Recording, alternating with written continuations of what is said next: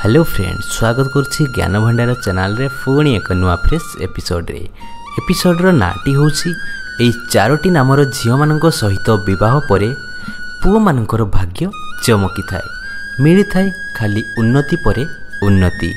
तो देखंतु क्यों नामर से झील माने। आज मु आपन को एक रहस्य विषय कहिबी।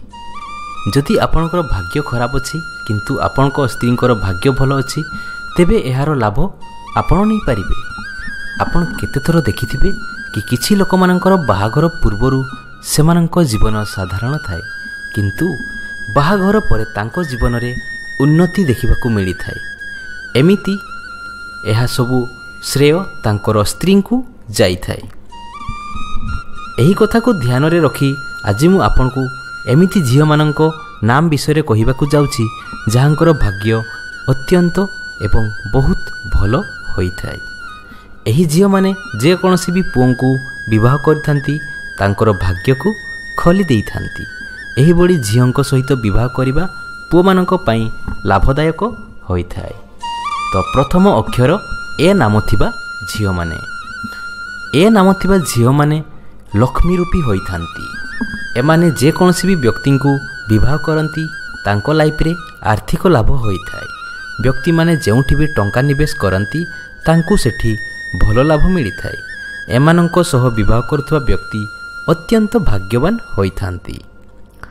द्वितीय हेला जे नाम थिबा झियो माने जे नाम थिबा झियो माने जन्म हेबा मात्रे ही निज भाग्य को लेखिथांती। एही झियो जेउ घरे गोड़ रखिथांती सेठिकार सबु समस्या दूर हो जाए एवं एही झियो मानकर भाग्य एते प्रबल होइथाय कि तांको स्वामी ही एहार लाभ उठाई पारंती। तृतीय अक्षर हेला पी नाम थिबा झियो माने पी नाम थिबा झियो माने निजर स्वामी को पई अत्यंत भाग्यशाली होइथांती। एमानंको सह बाहाघर परे स्वामींकर संपत्ति रे उन्नति होइथाय।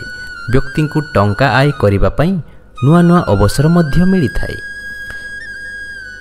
एबे जानिबा यू नाम थिबा झियो माने एही नामर झियो माने निज स्वामी को पाई बहुत लकी थांती। जेते बेले भी व्यक्ति माने नुआ काम करिबा को जानती तेबे पत्नीकर भाग्य तांको साथ देई थाए। एही बड़ी भावरे से माने सब क्षेत्र रे सफलता हासिल करंती।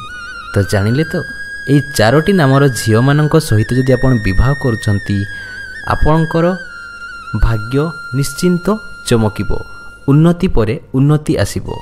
आशा करूछि आपन को एई छोट लाइफ टिप्स भल लगी। जदि भल लगे निहाती गोटे लाइक करेंगे। आ जदि ए पर्यंत चैनल सहित जोड़ी हो चैनल को सब्सक्राइब करेंगे। धन्यवाद।